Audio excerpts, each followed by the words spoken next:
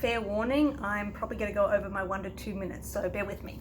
Do I think consumerism is a problem in the US today? I do think consumer is a problem, but not just to the US. I think it is with all first world countries.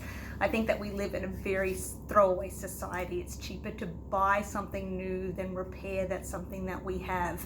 I think culturally we live in a society also that we see where more is always better.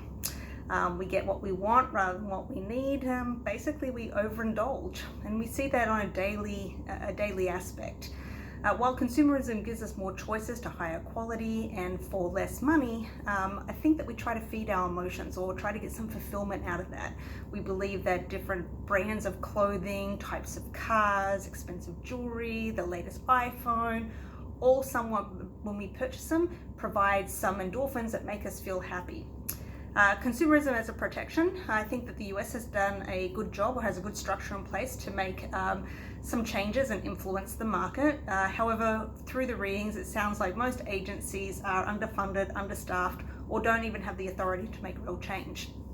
I was very surprised to hear with over 20 million shipments of food in the US that the FDA only inspects 1% of that. Doesn't make me feel very comfortable about the food I'm eating right now. So of the 6 criticisms of consumerism on page 521, which is most striking to me? I went with commodification. This is where things are judged on their value in the marketplace rather than their intrinsic value. People are judged for their external possessions rather than who and what they stand for. I think this attitude really is a very shallow existence.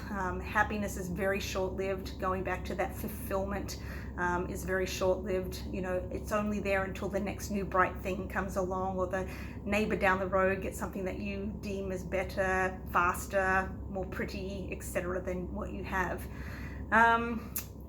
I think that people are also are not seen for who they are, that they're not celebrated, they're not valued.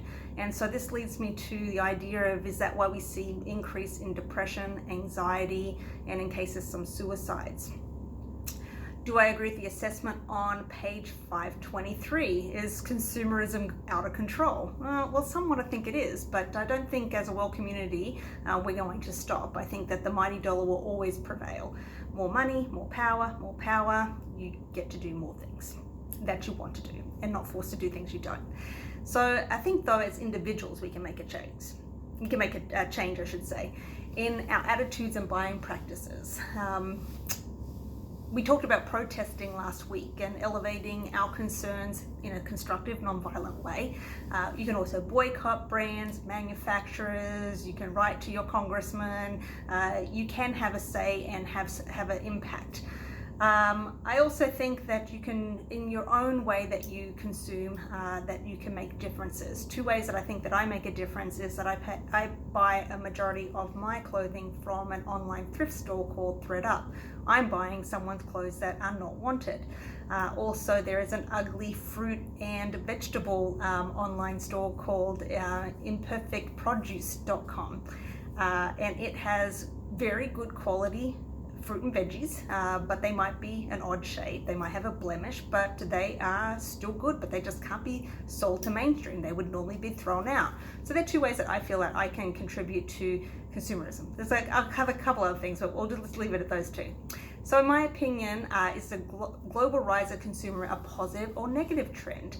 Well, I think it's a bit of both, and I think every time you talk about something this big, there's always going to be 2 sides. Pros, it stimulates economic growth, it boosts innovation, creativity in the marketplace, and overall it reduces costs, elevates quality, and we end up having more choices.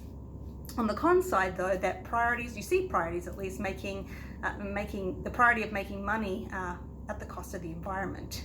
It does encourage debt. People buy outside of their means, like my mother said, champagne tastes on a beer budget. It doesn't provide fulfillment. We talked about that before. Happiness, it can be used as a political tool. So that also, we see that with US and China right now going on. And first world countries normally are the ones that prosper, while third world countries are the ones that don't see the benefits or are left behind. So I don't think that we can stop it, but from the readings this week and from my personal reflection on it, I think that we really have a say in how we participate in it.